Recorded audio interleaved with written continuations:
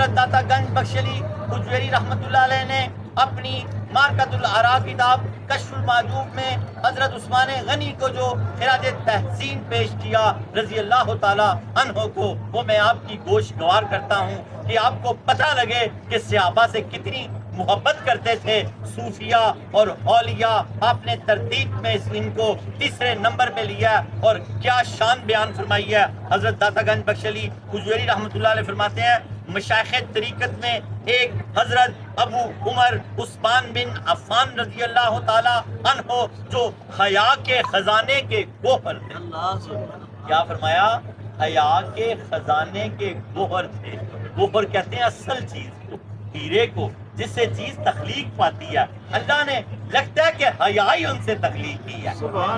کیا لگتا ہے کہ اللہ نے حیا ہی ان سے تخلیق کی ہے؟ تبھی تو آپ نے فرمایا، ہمارے مرشد پاک نے جو خراج تحسین پیش کیا کہ حیا کے خزانے کے گوہر ہیں اور درگاہ رضا سے وابستہ، درگاہ رضا سے وابستہ ہیں کہ جو تو چاہے گا عثمان کچھ نہیں چاہے گا، جو تو چاہے گا۔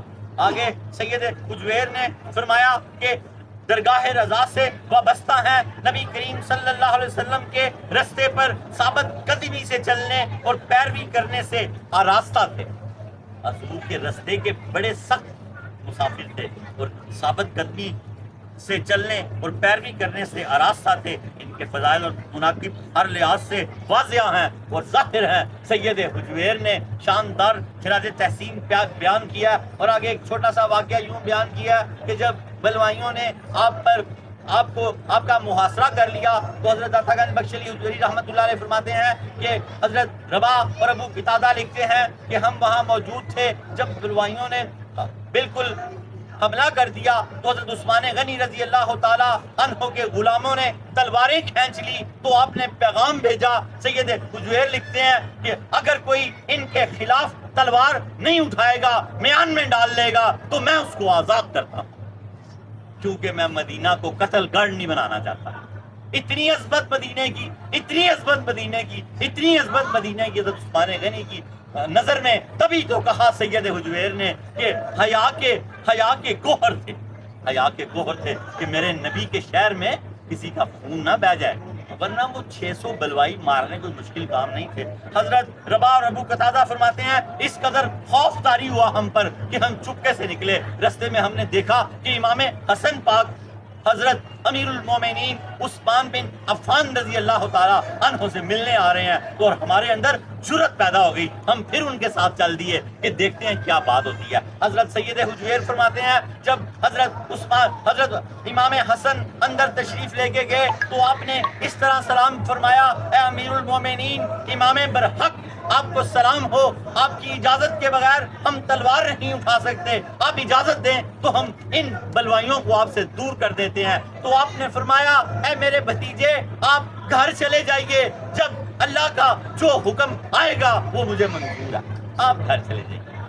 داتا صاحب فرماتے ہیں یہاں پر آپ نے بڑی بات کو ملایا ہے خوبصورت۔ سید حجویر فرماتے ہیں اس بات کو میں اس طرح ملاتا ہوں کہ جب نمرود نے ابراہیم علیہ السلام کو آگ میں چتا میں ڈالا تو اس طرح حضرت جبریل امین آگے فرمایا کہ مجھ سے کوئی مدد۔ اللہ اکبر، اللہ اکبر۔ امام حسن اسی طرح فرمایا نہیں بھتیجے آپ گھر جا کے آرام کریں، اللہ جو فیصلہ کرے گا مجھے منظور ہے۔